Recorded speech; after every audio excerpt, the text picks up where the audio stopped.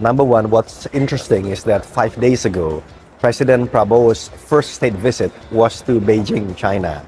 So to have both leaders here and talking about how the world should work together in this choppy weather is great. At the end of the day, Asia Pacific, this is the land of more than half of the world living here.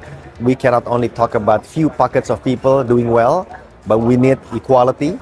Indonesia's green transition requires a significant amount of money and expertise. How do you see China contributing to that? China and Indonesia can work very well, not only for both countries, but also for the world. Number one, the technology for renewable energy, China is very much advanced. Whether that's solar, wind, hydro, and nuclear. And number two, in terms of processing critical minerals that Indonesia has.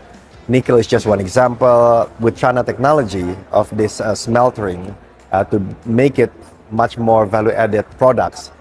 And the third one, also on digitalization. So at least on those three fronts, China and Indonesia can and should work together, and everybody will benefit. In a written speech, Chinese President Xi Jinping said economic globalization is caught in a tug of war between obstructive and driving forces, but the driving forces still prevail. Tariffs on EVs are an example of that tug of war. What are your thoughts on this? Trade wars in general is never good, right? Having said that, Indonesia will be able to navigate through these challenges.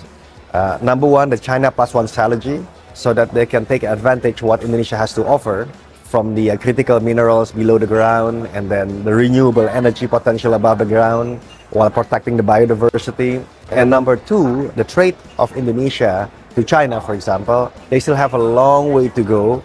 And lastly, I think in terms of the clean technology, I think China has put a lot of efforts to it. Now, in applying those technologies, Indonesia can be a nice hotbed for experiments and a huge market of 285 million people. But in the long run, I think we need to get together as a group, like in APEC or G20 or any other group for multilateralism in the discussion.